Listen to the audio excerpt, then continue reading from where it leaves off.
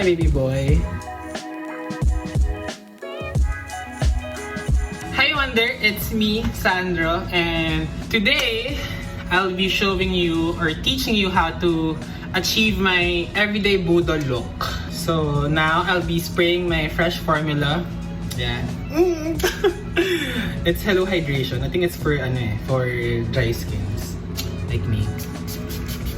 Bango siya, may baby powder.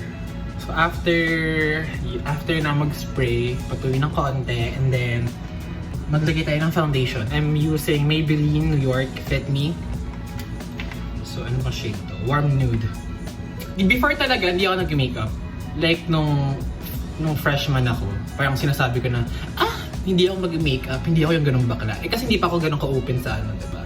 Sa LGBTQIA+ community. Tapos pagdating nung second year, nag-start na ako maglagay ng mga yung tint. Parang kunyari sun-kissed ka. Galing ako beach. So, ayun. So, maglalagay ako dito. Ay, ang dami. Dito. Dito. Of course. Sa bigote ko. Lakas makalalaki. Nag-start lang ako mag-makeup bago magka-COVID. Then ako nag-start contour. Tapos, last year, during the lockdown, yung first lockdown, parang wala na akong magawa. So, napag-isip-isip ko na mag-makeup kaya ako ganun. Kasi diba, nag-paint ako. So, as you can see, paintings, pakak! So, ayun. So, parang feel ko madali siya. Pero hindi siya madali. Hindi ako magaling mag-makeup ha. Baka judge nyo ako, pero hindi talaga ako magaling mag-makeup. Yung ginagawa ko is like, yung feel kong tama kahit mali. After ko mag-foundation, I'll be putting some concealer. Ito siya. Nung natuto ako mag-contour, parang feeling ko ang ganda-ganda ko na. Like, girl, kabog cheekbones. Oh, girl, Bella Hadid. Ganon. Kasi feeling ko kasi maganda ako dun. Bakit? You do you. Nagka-interest ako sa pagko-contour nung nanonood na ako ng Drag Race. Kasi parang ang galing ng mga drag queens mag-morph ba? Basta mag-change ng like features. Ito yung contour guys para medyo nakaganon yung naka-lift, brow lift yung tawag dun, diba? Nakita ko na sa TikTok to, so yeah. Hindi ko alam kung tama, pero I guess it's tama kasi ginagawa ko siya. So dito, pataas dapat. And then, dito. Nung high school, kasi diba all boys ako. So parang, nung all boys ako, parang ano mo yun, medyo tagu-tagu pa, medyo paminta pa ako nun. Pero hindi ko na mag-photoshoot nun, like, in front of the camera. Ito pala guys, contour from Clutch Flame. So I'm using this. Super ganda. Tapos yun, parang unti-unti nagubos yung confidence ko.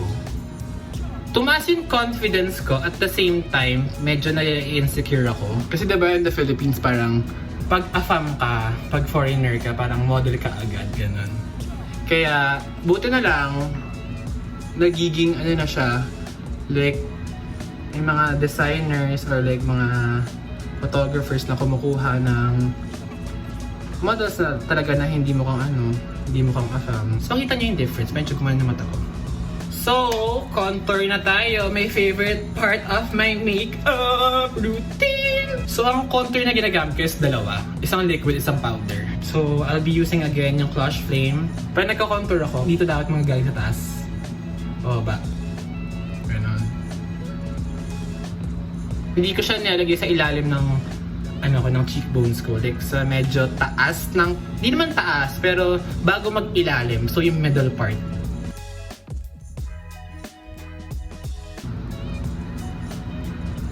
So ayun siya. Kita nyo, ang ganda, diba? After this kiss ngayon, dito tayo sa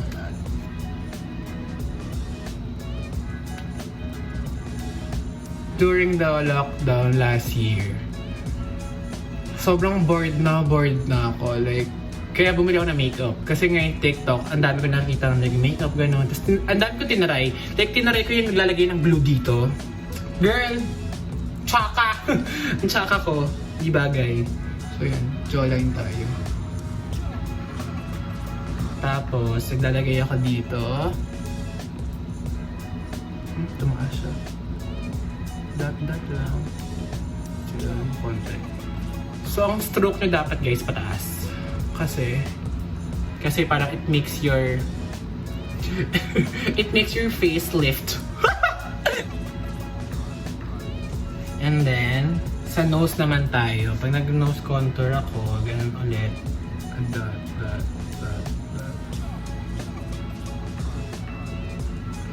So yung gantong contour guys, natutunan ko to sa Drag Race. Yung parang pa-V. Natutunan ko yun kay Aquaria. So after ko mag-liquid, I'll go to powder naman. So I'm using this LA Girl Pro Contour Powder. So blend na ng blend. Nung college ako, parang naging more open ako sa makeup. Ewan ko pag college kasi parang iba na environment mo. Parang wala ka nang pake sa kung sino nakakakita sa'yo. Wala silang pake kung ano suot mo, kung ano mukha mo. Be you. You are beautiful. Next contour natin is yung nose. Di pa tayo tapos dyan. Powder ulit. So I'm using this flat angled brush. Pa-V ulit siya dito. Medyo mahirap pero yeah. Nung college, parang dun nga ako naging namulat sa sa mundo. Like yung pagiging true to yourself, like yung pag-accept mo sa sarili mo kung sino ka talaga. Kasi in high school, parang you can survive high school by faking it. Gets ba? Parang fake it till you make it. Ganon. Pero yun, parang ganun ginawa ko. Nung college, dun talaga ako naging free na ako. Parang, I'm a bird, I'm a butterfly, I'm flying. Ganon. After contouring my nose, I'll be putting some concealer again sa aking ilong na maganda. Di ba kanina walang ilong yan? Ngayon, pak!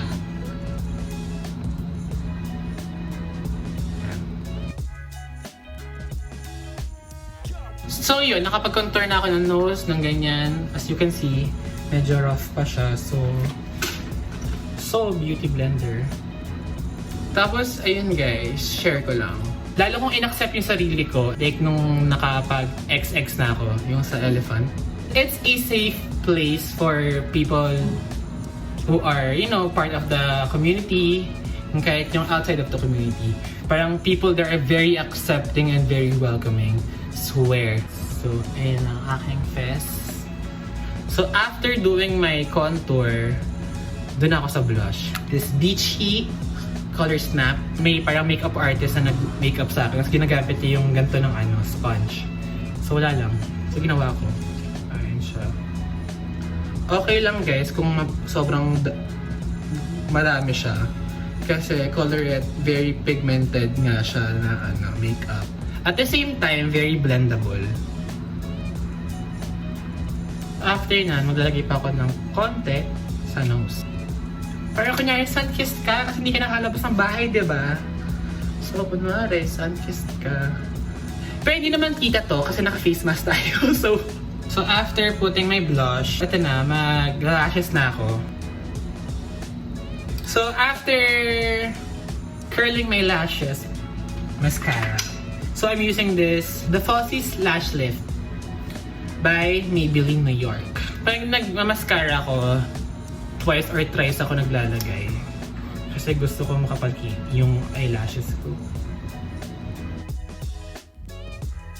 So, ayun guys. After putting some mascara, so I'll be putting some freckles. So, nag-dot-dot lang ako dyan.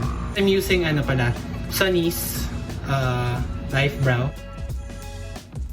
Pag nag-model ako, I like it more kapag very androgynous yung style niya.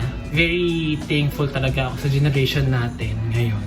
Kasi we can see people sa modeling industry, like sa media, na very androgynous na sila. And hindi lang androgynous, pati yung plus size, sa mga ganun. Kaya super love them. So, malapit na tayo matapos. Hindi ako nakikilay kasi, ewan ko, people say maganda ng kilay ko eh. So yeah. So, mag-lips na tayo. First thing I do is, I put this Colorette. Favorite ko to guys. Colorette Blur Bomb. So, after ko ilagay yung Blur Bomb, lipstick. It's from Colorette guys. Anong shade ba to? Shade niya is Felt Cute or whatever. Kanti lang. So, ayan. After putting the lipstick, naglalagay ako ng color tint from Colorette in the shade of Ava. Parang yung lipstick kasi, parang ayun yung ginagawa kong contour sa lips. Pero halos same shade lang sila. Mas bright lang to ng konti. Second to the last kong gagawin is lip gloss. It's color glaze from Colorette. So yeah, clear lang dapat siya. Eh yun, gamit na gamit ni bakla. Yes guys, this Colorette color glaze. Super, siya yung parang one of the best. Actually, the best lip gloss na na-try ko sa buong buhay ko. Kasi it's very minty. So, medyo nagana yung lips mo. And di siya sticky. And last but not the least, highlight. So, since gusto ko very fresh lang, very golden hour, ganon. I'll be using my favorite shade from Colorette, Yellow Diamond.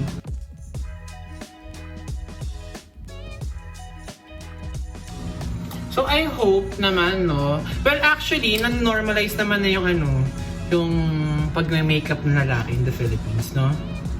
Ito yung influence na rin kasi ng K-pop. Kaya nag-makeup na rin yung mga lalakas. Diba? Very natural lang. Ngayon ang budol. So we're done with our face. Lagay tayo ng hair mousse.